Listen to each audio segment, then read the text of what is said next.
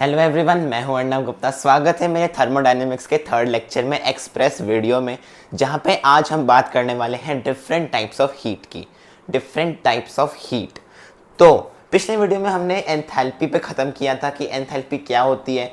It is the amount of heat, जो heat content एक substance में होती है, उसे हम एंथैल्पी कहते हैं। तो इस वीडियो को स्टार्ट करने से पहले मैं एक क्वेश्चन को मैं आपको दिखाता हूँ जो पिछले वीडियो पे बेस्ड है। 5 mole of an ideal gas is compressed isothermally from volume of 10 decimeter cube to 5 decimeter cube at constant pressure of 3 atm और टेम्परेचर है 300 केल्विन। अब हमें क्वेश्चन में पूछा है find irreversible work and reversible work. जैसा कि मैंने बता रखा है कि इरिवर्सिबल वर्क का फॉर्मूला क्या होता है, irreversible work. Irreversible work is equals to minus of P external into delta V, है ना। ये फॉर्मूला होता है। पी एक्सटर्नल हमें दे रखा है 3 atm, तो पुट कर दो -3 और डेल्टा वी, डेल्टा मतलब फाइनल माइनस इनिशियल। अब ये मत सोचना कि हमें प्लस ही लाना होगा तो 10 - 5 करेंगे, नहीं, हमें 5 - 10 ही करना है, क्योंकि उसी के लिए, उसी को बैलेंस करने के लिए हमने यहाँ पे एक माइनस का साइन लगाया है। तो इसीलिए इंटू 5 - 10, ये क्या हो गया, -3 इंटू -5, माइनस का 5 हो गया, ये क्या हुआ 15। अब इसकी यूनिट जूल मत लिखना, इसकी यूनिट जूल मत लिखना, क्योंकि देखो प्रेशर की यूनिट क्या है एटीएम, वॉल्यूम की क्या है डेसीमीटर क्यूब, और 1 डेसीमीटर क्यूब क्या होता था, 1 डेसीमीटर क्यूब 1 लीटर। तो इसकी यहाँ पे यूनिट 15 एटीएम लीटर आएगी, ये ध्यान रखना। 15 एटीएम लीटर और 15 जूल में फ़र्क होता है। जूल ऐसा यूनिट है, लेकिन एटीएम लीटर ऐसा यूनिट नहीं है। ये एक, जैसे अगर प्रेशर एटीएम में दे रखा है, वॉल्यूम लीटर्स में दे रखा है, तो ये चलेगा। अब हम बात करते हैं रिवर्सिबल वर्क की, कि मैंने पिस्टन को बहुत ही स्लोली इसको 10 से 5 पे ले आया, तो रिवर्सिबल वर्क क्या होता था, reversible work -2.303 nRT log base 10 V2/V1, ये होता था हमारा इरिवर्सिबल वर्क। तो बस हमें क्या करना है, ये सारी वैल्यूज दे रखी है, हमें बस पुट करनी है। ये क्या हो जाएगा, -2.303 n 5 मोल इंटू 5। आर क्या है, यहाँ पे गैस कांस्टेंट है। गैस कांस्टेंट की वैल्यू क्या होती है, आर की वैल्यू क्या होती है, एक सेकंड दूसरा मार्कर ले लेता हूँ। आर की वैल्यू क्या होती है 8.3, या फिर हम इसको 25/8 भी ले सकते हैं, है नहीं सॉरी 25/3 भी ले सकते हैं। अगर मान लो ऊपर न्यूमरेटर में कुछ कट रहा हो, उसके लिए ये वैल्यू भी ठीक है, ये भी ठीक है। ये उसके लिए, इसकी यूनिट होती है जूल मोल पर केल्विन। आर की तो 3 वैल्यूज होती है ना, एक तो एटीएम लीटर मोल पर केल्विन, एक जूल मोल पर केल्विन, एक कैलोरी में। हम ये वाली यूज़ करेंगे इस केस में, क्योंकि हमें आंसर जूल में चाहिए इस बार। तो यहाँ रख दो इंटू 25/3। टेम्परेचर कितना दे रखा है 300 केल्विन, लॉग बेस 10 पर V2/V1, लॉग बेस 10 पर V2 कितना 5, V1 कितना 10, तो ये 1/2 आ जाएगा। अब हमें पता है लॉग की प्रॉपर्टी क्या होती है, लॉग A/B क्या होता है, log A minus log B, है ना। तो इससे हम log 1 minus log base 10 1 minus log base 10 2 कर सकते हैं ना। लॉग बेस 1 क्या होता है 0, लॉग बेस 10 2 क्या होता था 0. लॉग बेस 10 2 क्या होता था 0.3010। तो बस इस एक्सप्रेशन में ये सारी वैल्यूज पुट करेंगे तो ये थोड़ा सा लंबा चौड़ा आंसर आ जाता है। तो ऐसे ये क्वेश्चन सॉल्व होगा। तो समझ में आया, irreversible work minus P external into delta we, और रिवर्सिबल वर्क में हम ये वाला लंबा चौड़ा थोड़ा सा फॉर्मूला लगा देंगे। चलो आगे चलते हैं, लेट्स स्टार्ट टुडेज टॉपिक्स। तो सबसे पहला जो टॉपिक है वो है हीट एट कांस्टेंट प्रेशर और एंथैल्पी में रिलेशन। तो लिखते हैं relation between heat at constant pressure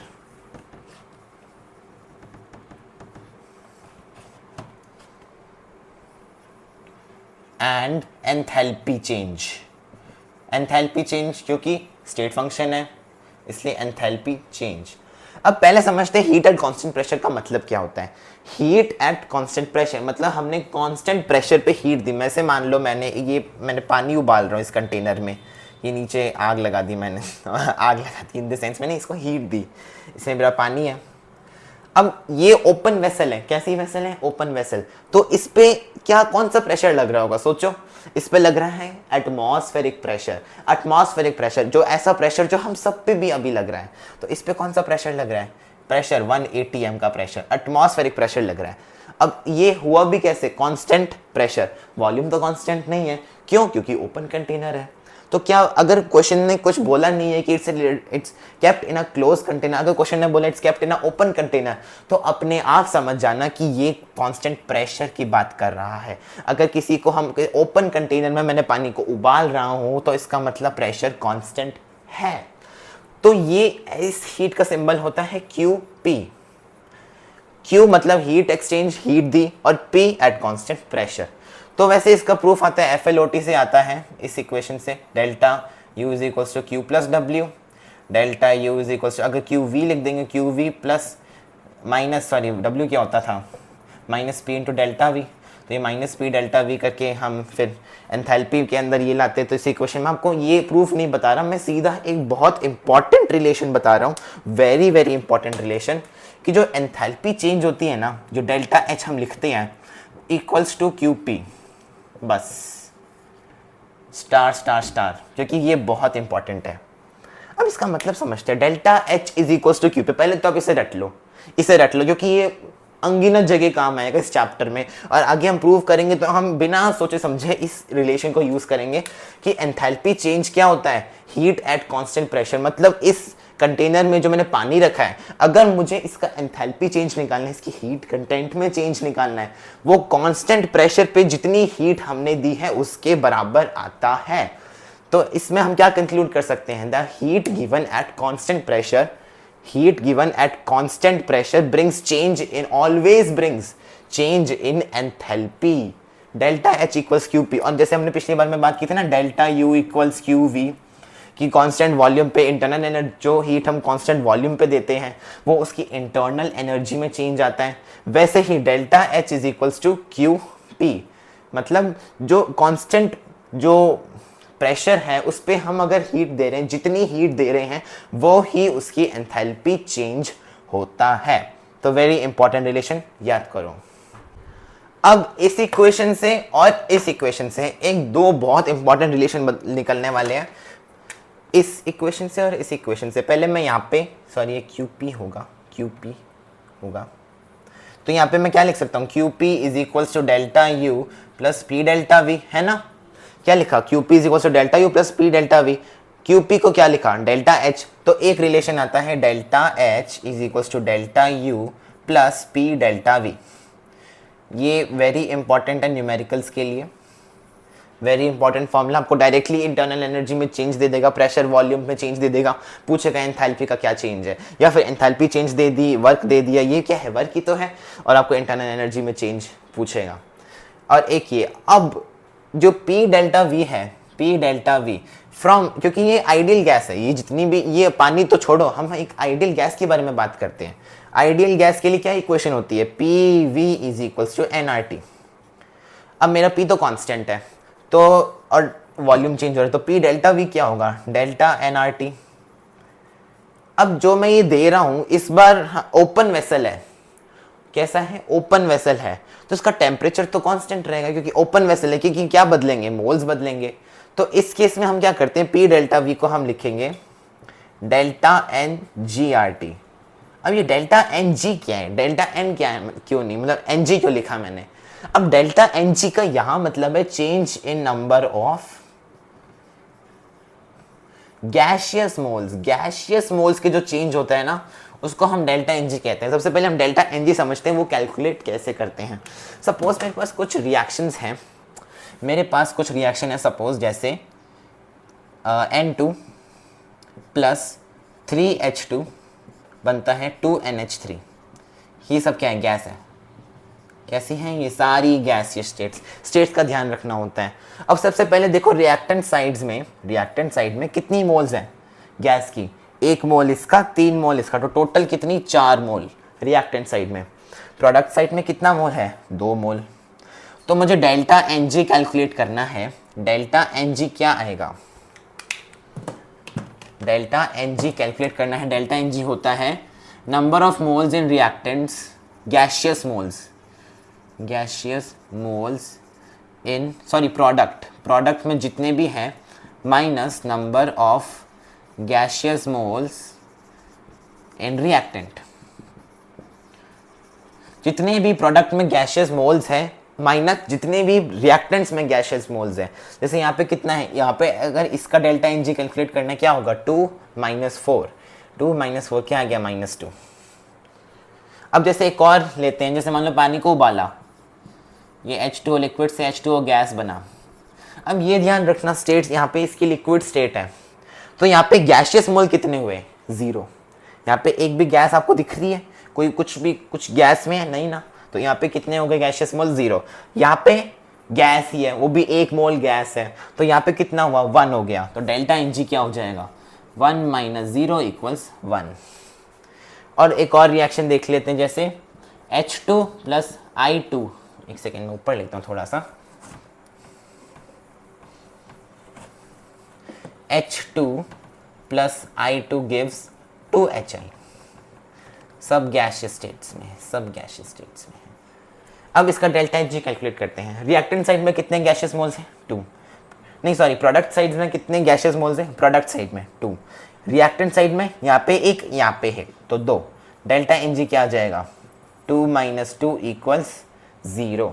तो आई होप आप समझ गए होंगे डेल्टा एन जी कैसे कैलकुलेट करते हैं, क्योंकि मैं अब इस पी डेल्टा वी को मैं यहाँ रखने जा रहा हूँ। तो देखना एक नया फॉर्मूला बनता है और वो भी बहुत इंपॉर्टेंट है, डायरेक्ट क्वेश्चंस इसी फॉर्मूले बेस पर आते हैं।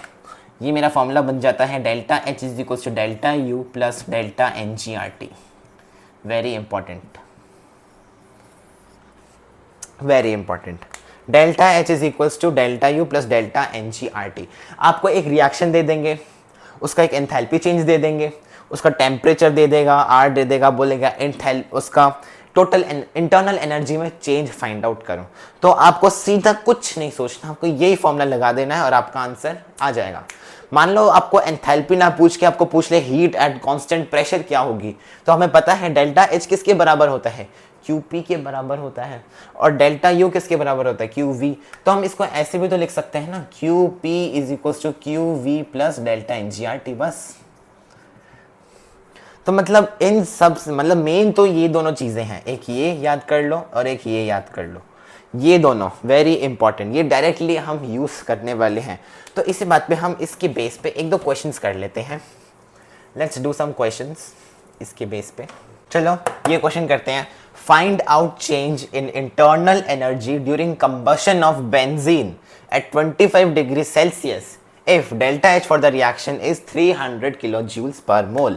पहले तो हमें एक रिएक्शन चाहिए होगी जिसके बेस पे हम वो फॉर्मूला पुट करेंगे। तो क्या बोला है, कंबशन ऑफ बेंजीन हो रही है, बेंजीन क्या होती है, C6H6, क्या होती है, C6H6 होती है। कंबशन का क्या मतलब होता है, रिएक्शन विद ऑक्सीजन, इसकी ऑक्सीजन के साथ रिएक्शन हो रही है, तो मेरी बेंजीन के साथ C6H6 + O2। अब आपको पता है कोई भी हाइड्रोकार्बन का जब कंबशन होता है तो 2 ही प्रोडक्ट्स बनते हैं, जो है कार्बन डाइऑक्साइड CO2 और वाटर। कोई भी हाइड्रोकार्बन का जब कंबशन होता है तो हमें पता है CO2 + H2O बनता है। अब सबसे पहले हमें डेल्टा एनजी निकालना है, तो डेल्टा एनजी के लिए मुझे इस रिएक्शन को बैलेंस करना पड़ेगा। कैसे बैलेंस करते हैं, जहाँ पे जितने कार्बन है यहाँ पे 6 यहाँ पे आ जाएगा, यहाँ पे कितने हाइड्रोजन है 6, तो यहाँ पे 6/2 3 आ जाएगा, और ऑक्सीजन क्या होता है X + Y/4 मोल्स होते हैं, तो ये आ जाएगा 15/2, है ना, 15/2 मोल्स आ जाएंगे। 1 मोल के लिए हमें इसको 1 मोल रखना है, क्योंकि हमें डेल्टा एच भी पर मोल में ही दे रखा है, तो हमें बेंजीन भी 1 मोल रखना है। तो डेल्टा एन जी कैलकुलेट करते हैं, प्रोडक्ट साइड में कितने टोटल मोल्स हैं, और याद रखना 25 डिग्री सेल्सियस है, हमें स्टेट्स भी पता होनी चाहिए। तो वाटर की क्या स्टेट होती है 25 डिग्री सेल्सियस पे, लिक्विड, इसकी होती है गैस, ऑक्सीजन क्या है गैस, बेंजीन क्या होती है लिक्विड होती है बेंजीन। तो डेल्टा एन जी क्या होगा 6, क्योंकि हम इसको इग्नोर करेंगे, लिक्विड वाले को हम इग्नोर करेंगे, हमें सिर्फ गैशियस मोल से मतलब है। 6 माइनस यहाँ पे कितना गैशियस मोल्स है 15/2, तो ये क्या हो जाएगा 12 - 15, ये हो जाएगा -3/2, ये मेरा डेल्टा एन जी आएगा। तो यहाँ पे मेरा डेल्टा एन जी कितना आ गया, -3/2। अब मेरे पास डेल्टा एन जी भी आ गया, मेरे पास एंथैल्पी चेंज दे रखी है, टेम्परेचर दे रखा है, आर की वैल्यू मुझे पता ही है, तो सीधा क्या सोचना, सीधा फॉर्मूला पुट कर दो, delta H is equals to delta U plus delta N G R T. अब हमें यू निकालना है, तो delta U is equals to delta H minus delta N G R T. Calculation थोड़ी सी कर लेते हैं, तो ये 300 किलो जूल दे रखा है, तो 300 इंटू 10⁻³ लगानी पड़ेगी, minus delta N G R T, तो minus delta N G -3/2, R 25/3 ले लेते हैं।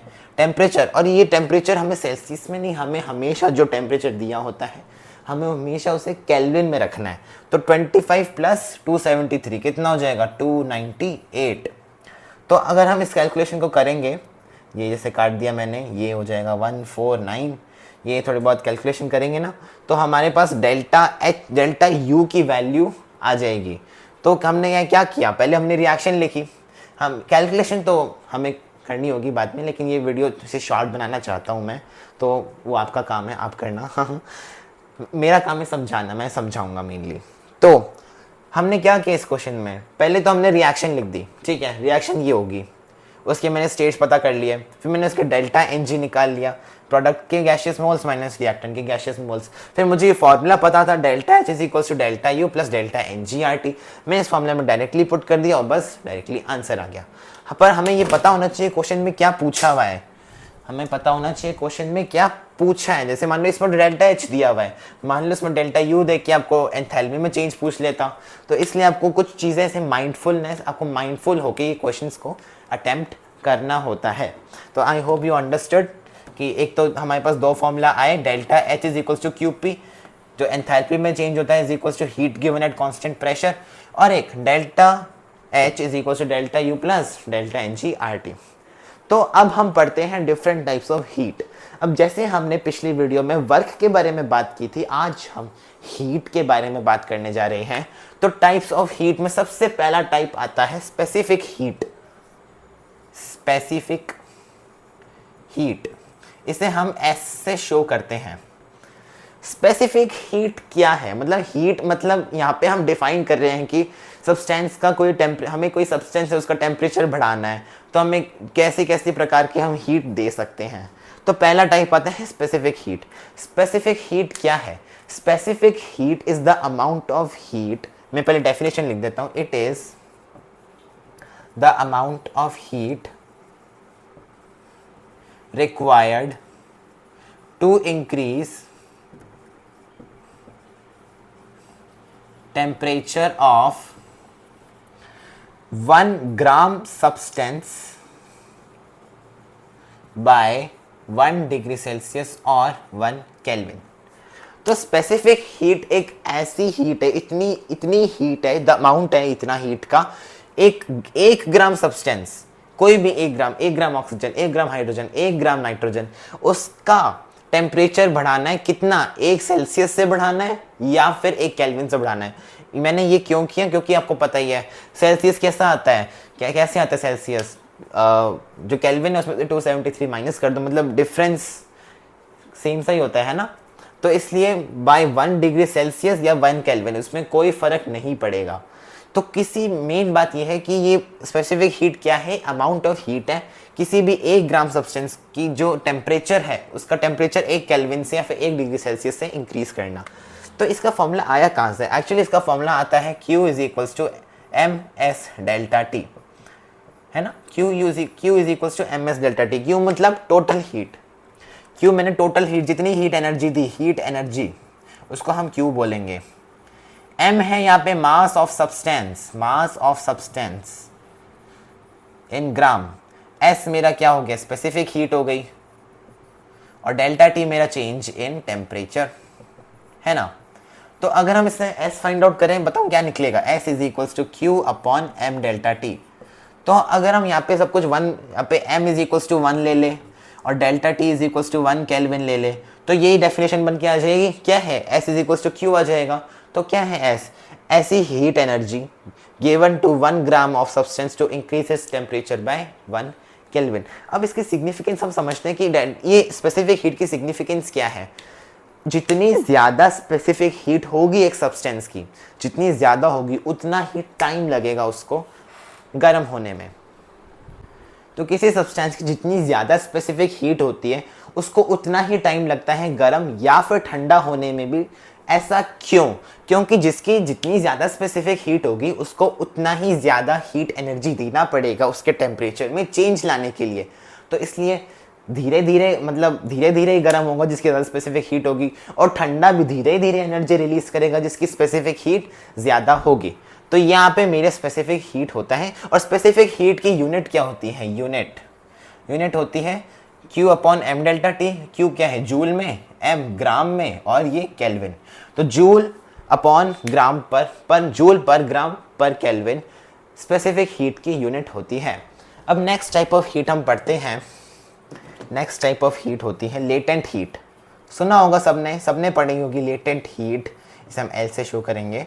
लेटेंट हीट आपको सबको पता है क्या होता है। एक 1 kg amount of substance, 1 kg amount of substance का जो हम फेज चेंज करते हैं, फेज चेंज मतलब उसकी स्टेट चेंज करते हैं, सॉलिड से लिक्विड, लिक्विड से गैस।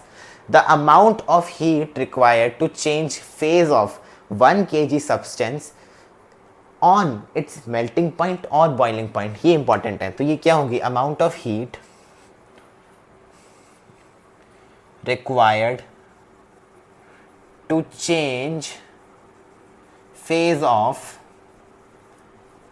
1 kg सब्सटेंस, कोई भी सब्सटेंस है 1 kilo, 1 kg at its boiling point BP और मेल्टिंग पॉइंट MP। अब किसी भी सब्सटेंस, मान लो मैं पानी ले लेता हूँ, बेस्ट एग्जांपल इज वाटर। मैंने 1 kg बर्फ ली, 1 kg आइस कितनी? 1 किलो ले ली। कितना टेम्परेचर पे? 0 डिग्री। अब आपको पता है 0 डिग्री आइस का मेल्टिंग पॉइंट होता है, और उसको वाटर में कन्वर्ट करना है मुझे, वो भी 1 किलो बनेगा। तो इसमें मुझे लेटेंट हीट ऑफ कौन सी देनी पड़ेगी? फ्यूजन देनी पड़ेगी। इसकी भी 2 टाइप्स होते हैं, फ्यूजन एंड वेपोराइजेशन। पहले हम बेसिकली समझते हैं लेटेंट हीट क्यों देनी पड़ती है।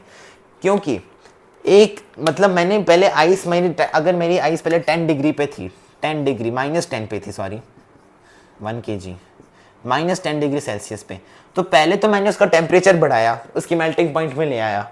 अब होता क्या है, जब किसी सब्सटेंस की फेज चेंज हो रही होती है ना, तो टेम्परेचर तो कांस्टेंट रहता है, इसका भी 0 डिग्री सेल्सियस टेम्परेचर रहेगा, टेम्परेचर कांस्टेंट रहता है, लेकिन उसकी फेज चेंज होती है। सॉलिड से लिक्विड बनता है, तो उसके बीच में जो इंटरमॉलिक्यूलर बॉन्ड्स होते हैं, जो टाइट अट्रैक्शन होता है, उससे ब्रेक करने के लिए जो एनर्जी रिक्वायर्ड होती है वो लेटेंट हीट होती है। लेटेंट का मतलब होता ही छुपा हुआ है। तो टेम्परेचर में चेंज नहीं आता। जब मैंने आइस को वाटर में कन्वर्ट किया तो टेम्परेचर में चेंज नहीं आएगा, 0 का 0 रहेगा, लेकिन आइस वाटर में बदल जाएगी, इसकी स्टेट सॉलिड से लिक्विड हो जाएगी एट इट्स मेल्टिंग पॉइंट, और 1 किलो ले रखा है। तो ये मेरी लेटेंट हीट हो गई। सिमिलरली मैं अगर वाटर मैंने ले लिया 100 डिग्री सेल्सियस पे, पानी उबाल रहा हूँ, 1 किलो पानी है मेरे पास, तो उसको स्टीम में कन्वर्ट करने के लिए जो एक्स्ट्रा एनर्जी लग रही है 100 डिग्री सेल्सियस पे स्टीम, उसको हम कहेंगे लेटेंट हीट ऑफ वेपोराइजेशन। तो लेटेंट हीट भी 2 तरह की हो गई। फ्यूजन मतलब सॉलिड से लिक्विड करने में, फ्यूजन का होता ही मतलब यही है, सॉलिड टू लिक्विड चेंज। और वेपोराइजेशन लिक्विड से वेपर या फिर गैस में करने के लिए। वाटर को 100 डिग्री सेल्सियस पे 1 kg वाटर का जो हम स्टीम बना रहे हैं, उसके लिए जो एक्स्ट्रा एनर्जी रिक्वायर्ड है एट इट्स बॉइलिंग पॉइंट, वो हो गई लेटेंट हीट ऑफ वेपोराइजेशन। तो वैसे L का फॉर्मूला होता है Q/M, मतलब हीट पर मास, है ना, हीट पर यूनिट मास। तो इसकी यूनिट भी क्या हो जाएगी? जूल पर केजी। तो आपको समझ में आ गया लेटेंट हीट क्या है। एक किसी भी सब्सटेंस, 1 kg सब्सटेंस का फेज चेंज करना है उसके मेल्टिंग या बॉइलिंग पॉइंट पे, तो यहाँ पे मेरी लेटेंट हीट भी हो जाता है। थर्ड टाइप ऑफ हीट आती है heat capacity. Third type of heat आती है हीट कैपेसिटी। हीट कैपेसिटी क्या होती है? हीट कैपेसिटी ये कौन सी तरह की हीट होती है? अब इसको हम C से शो करते हैं। तो हमें पता है कि किसी भी सब्सटेंस, इन जनरल बात करना, किसी भी सब्सटेंस को जब हम हीट देते हैं तो उसका टेम्परेचर इंक्रीज होता है। तो इसको साइंटिस्टों ने क्या किया, इन्होंने इनको मैथमेटिकली लिख लिया, Q directly proportional to delta T। जितनी हीट दूंगा उतना ही ज़्यादा चेंज इन टेम्परेचर रहेगा। मैंने 1 जूल हीट दी, उसके अंदर एक डिग्री सेल्सियस ही बढ़ा। मैंने 10 जूल हीट दे दी तो उसके अंदर 10 डिग्री सेल्सियस से टेम्परेचर बढ़ गया। तो Q directly proportional to delta T, जितनी मैंने हीट दी वो उतना ही ज़्यादा टेम्परेचर उसका बढ़ेगा। प्रोपोर्शनलिटी का साइन हटाने पे क्या आता है, कांस्टेंट आता है। तो यहीं पे ये कांस्टेंट आता है C, Q is equal to CT, यही यहाँ पे कांस्टेंट आता है। और C क्या आता है, Q बाय डेल्टा है ना, डेल्टा T। अब C का मतलब समझते हैं, यहाँ पे हीट कैपेसिटी का क्या मतलब है। ये बहुत ही एक जनरल क्वांटिटी है जिसका सिंपल सा यही मतलब होता है, ये क्या है, एक amount of heat energy required to increase कोई भी सब्सटेंस। वहाँ पे मैं ना ही 1 ग्राम, 1 किलोग्राम, 1 मोल में किसी की बात नहीं कर रहा। कितना ही बड़ा, कितना ही कम, जितना ही ज़्यादा सब्सटेंस हो, उसका टेम्परेचर मुझे 1 डिग्री सेल्सियस या फिर 1 केल्विन से इंक्रीज करना है, वो क्या होती है, मेरी heat capacity. So it is amount of heat required to change, यहाँ पे चेंज बात करेंगे, change temperature of any substance, कोई भी substance, any substance by 1 kelvin, 1 degree Celsius या फिर 1 केल्विन। हम ये जनरली 1 केल्विन यूज करते हैं। Amount of heat required to change substance, कोई भी सब्सटेंस ले लो, कितने, 10 kg, 20 kg, 30 kg, सबकी हीट कैपेसिटियाँ अलग होंगी, पर लेकिन एक उसका टेम्परेचर मैंने सिर्फ 1 डिग्री सेल्सियस या फिर 1 केल्विन बढ़ाया, उसको हम उसकी हीट कैपेसिटी कहते हैं। ठीक है। अब फिर नेक्स्ट आता है मोलर हीट कैपेसिटी। नहीं, पहले हम हीट कैपेसिटी की यूनिट के बारे में बात कर लेते हैं। सिंपल है, ये क्या है, ये जूल में होगा, ये केल्विन में होगा, तो सी क्या आता है, जूल पर केल्विन में आता है। सिंपल, इसकी यूनिट क्या होती है, जूल पर केल्विन में होती है। नेक्स्ट हम पढ़ते हैं मोलर हीट कैपेसिटी। अब यहाँ पे आता है मोलर हीट कैपेसिटी। अब मोलर हीट कैपेसिटी क्या है, 1 मोल सब्सटेंस की हीट कैपेसिटी, मतलब या तो हम कह सकते हैं heat capacity of 1 mole substance. मतलब ये जो मैंने हीट कैपेसिटी निकाली है ना, अगर वो 1 मोल सब्सटेंस के लिए होगी तो वो उसको हम मोलर हीट कैपेसिटी कहेंगे। Heat capacity of 1 mole substance, इसको हम कैसे शो करेंगे, हम इसको Cm से शो करते हैं। तो Cm क्या होता है, Cm is equal to C by N, heat capacity upon number of moles, मतलब पर मोल सब्सटेंस की कितनी हीट कैपेसिटी, उसकी मोलर हीट कैपेसिटी हो गई। या फिर हमें ये भी सोच सकते हैं कि हमें 1 मोल सब्सटेंस का टेम्परेचर 1 डिग्री सेल्सियस या 1 डिग्री केल्विन से बढ़ाना है, नहीं सॉरी 1 डिग्री सेल्सियस या 1 केल्विन से हमें बढ़ाना है 1 मोल सब्सटेंस का टेम्परेचर। तो वो जितनी हीट रिक्वायर होगी ना, वो हमारी मोलर हीट कैपेसिटी होती है। इसके भी यूनिट देख लेते हैं। ये क्या होता है, जूल पर केल्विन में होता है और ये मोल पे होता है।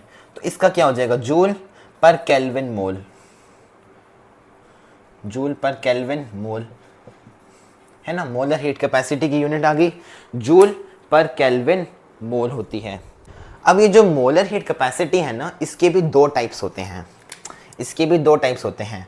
एक, मैं मोलर हीट कैपेसिटी को MH से लिख लूँ, MHC। एक आता है molar heat capacity at constant pressure, constant pressure, और एक आता है molar heat capacity at constant volume.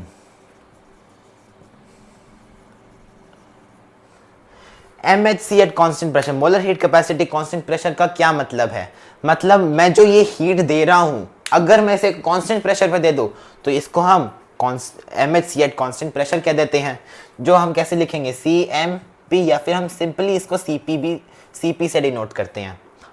और अगर मैं यही हीट 1 मोल सब्सटेंस को कांस्टेंट वॉल्यूम पे दे रहा हूं तो इसे हम molar heat capacity at constant volume कह देंगे। इसे हम CMV से डिनोट करते हैं, जिसका मतलब होता है CV, या नहीं, जिसको हम CV से भी डिनोट कर सकते हैं सिंपली। तो CP molar heat capacity at constant pressure और CV molar heat capacity at constant volume. तो पहले मैं आपको एक क्वेश्चन के जरिए समझाता हूँ कि इन जो मैंने 4 टाइप की जो हीट डिस्कस की है ना, उन सब का एक तरह से आपको समरी समझ में आ जाएगा। फिर हम थोड़ी सी जो इसके सब टाइप्स है ना, हम वापस थोड़ी सी बात करेंगे इसका। तो पहले एक क्वेश्चन लिखते हैं हम, 100 joule heat required to increase the temperature of 90 gram water bye 1 kelvin. मतलब मैंने 90 ग्राम वाटर है मेरे पास और मैंने उसको 100 जूल हीट दी और उसका टेम्परेचर 1 केल्विन से इंक्रीज करने के लिए। अब हमें चारों टाइप की हीट निकालनी है। चारों तो लेटेंट कैसे निकलेगी, लेटेंट नहीं निकलेगी इसमें से। नहीं, लेटेंट तो उसको वाटर से स्टीम बनाने के लिए जो एक्स्ट्रा हीट होती है वो होती है। सबसे पहले हम फाइंड आउट करते हैं स्पेसिफिक हीट। स्पेसिफिक हीट क्या थी? Amount of heat energy required to increase the temperature by 1 kelvin per gram. तो यहाँ पे S इज इक्वल्स टू क्या होता है? Q upon M delta T. यहाँ पे मेरा डेल्टा टी क्या है? यहाँ पे मेरा चेंज कितना है? 1 केल्विन दिए तो 1 हो जाएगा। हीट कितनी दी मैंने? 100 दे दी। अपॉन मास कितना है? 90। तो मेरे पास 10/9 जूल पर ग्राम पर केल्विन इसकी स्पेसिफिक हीट आ गई है। अब मुझे हीट कैपेसिटी निकालनी है। हीट कैपेसिटी क्या थी? किसी भी सब्सटेंस का टेम्परेचर मुझे 1 केल्विन से बढ़ाना है, जितनी हीट लगेगी वही हीट कैपेसिटी होती है। तो एक बात सोचो, 1 केल्विन से बढ़ाया, कितनी हीट दी? 100 जूल। तो इसकी हीट कैपेसिटी भी क्या हो जाएगी? 100 जूल। ये किसी सब्सटेंस के अमाउंट पर डिपेंड नहीं करता। तो ये कैसी प्रॉपर्टी हो गई? एक तरह से एक्सटेंसिव प्रॉपर्टी हो गई। बाकी सारी कैसी प्रॉपर्टी थी? इंटेंसिव प्रॉपर्टी थी। They were depending upon the amount of substance. लेकिन हीट कैपेसिटी कैसी है? एक एक्सटेंसिव प्रॉपर्टी है। Point to be noted. अब मुझे मोलर हीट कैपेसिटी निकालनी है। Molar heat capacity. अब मोलर हीट कैपेसिटी क्या थी? कैपेसिटी पर मोल जो हीट कैपेसिटी होती है, या फिर 1 मोल का टेम्परेचर मुझे इंक्रीज करना है 1 केल्विन से, है ना। तो पहले तो कितने मोल है? 90 अपॉन 18 आ जाएगा। कितना होता है मोल? मोल्स कैसे निकालते हैं? Weight upon molecular mass. तो 90/18 5 मोल आ गए। अब 5 मोल की हीट कैपेसिटी 100 है, तो 1 मोल की कितनी हो जाएगी? सिंपल 100/5, तो कितना हो गया? 20 जूल पर मोल केल्विन। ये हो गई इसकी मोलर हीट कैपेसिटी।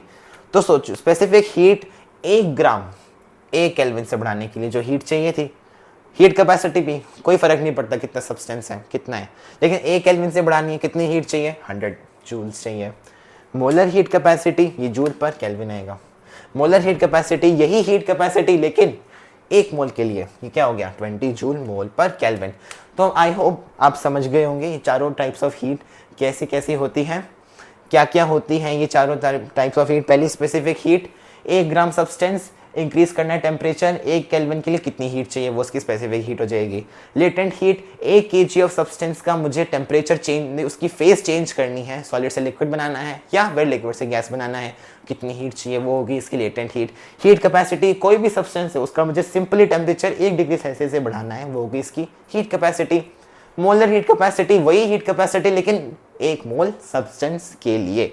तो आई होप आप समझ गए होंगे कि ये हीट हमें किस प्रकार से हम दे सकते हैं। हमें क्वेश्चन, क्या पता हमें स्पेसिफिक हीट दे दे, स्पेसिफिक मोलर हीट दे दे, मोलर हीट कैपेसिटी दे दे, हीट कैपेसिटी दे दे। तो हम या तो हम उसे यूनिट पीछे जो लिखी होगी जूल पर ग्राम केल्विन, तो स्पेसिफिक हीट हो गई, जूल पर केल्विन तो हीट कैपेसिटी हो गई। तो ऐसे ऐसे हम डिफ्रेंशिएट कर सकते हैं कि क्वेश्चन ने हमें कौन सी टाइप की हीट दी है, हमें कैसे यूज करना है। अब वापस आते हैं molar heat capacity at constant